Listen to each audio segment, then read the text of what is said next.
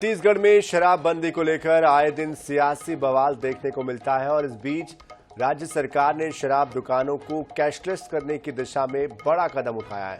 Premium शराब दुकानों में स्कैनर के माध्यम से भुगतान की व्यवस्था कर दी गई है।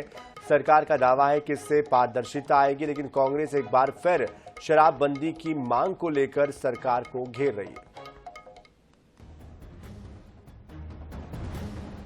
छत्तीसगढ़ में लंबे समय से शराब के ओवर रेट को लेकर शिकायतें मिल रही थी। अब राज्य सरकार ने बड़ा कदम उठाते हुए शराब दुकानों को कैशलेस करने का निर्णय लिया है। इसकी शुरुआत प्रीमियम शराब दुकानों से होगी। अगर यह प्रयोग सफल रहा तो इसे प्रदेश के सभी दुकानों में लागू कर दिया जाएगा। इससे पारदर्शिता तो बढ़ेगी ही, शराब के ओवर रेट की शिकायतें भी दूर होंगी। ग्राहक शराब लेने के लिए अन्य दुकानों की तरह QR कोड स्कैन करेगा और भुगतान होगा। क्रेडिट कार्ड, ATM कार्ड और डेबिट कार्ड से भी भुगतान की सुविधा होगी। उप मुख्यमंत्री अरुण साव कहते हैं, पूरे देश में कैशलेस सिस्टम लागू किया जाएगा। अब इसी दिशा में पारदर्शिता के लिए शराब दुकानों को कैशलेस किया जा रहा है।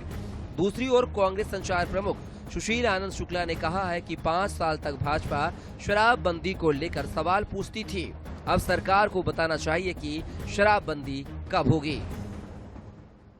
देखिए, हमारे देश में डिजिटल ट्रांजैक्शन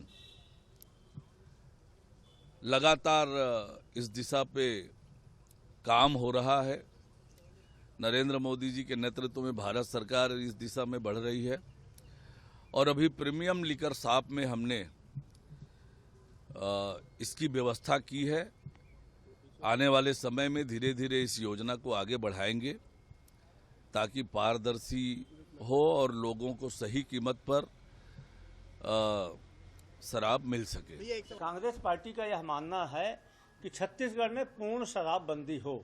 साथ ही हमारी सरकार थी तो हमने यह भी प्रयास किया कि शराबबंदी का दुष्प्रभाव न हो, इसीलिए हमने 100 से अधिक दुकानें बंद की थी। हमारे प्रयासों का परिणाम था कि छत्तीसगढ़ में शराब की खपत में, देशी शराब की खपत में 10%, अंग्रेजी शराब की खपत में 15% की कमी आई थी। बेहद ही दुर्भाग्यजनक है कि वर्तमान सरकार शराब की खपत को कम करने के बजाय उसे बढ़ाने की दिशा में बढ़ रही है। शराबबंदी की ओर सरकार के कोई कदम नहीं जा रहे हैं। कैशलेस सिस्टम से शराब बिक्री में जहां पारदर्शिता आएगी, वहीं ओवर रेट को रोकने में मदद भी मिलेगी। ये अलग बात है कि कैशलेस के फैसले ने विपक्ष को एक बार फिर से शराबबंदी को लेकर सवाल उठाने का अवसर दे दिया है। रायपुर से INS 24/7 के लिए गौरव शर्मा की रिपोर्ट।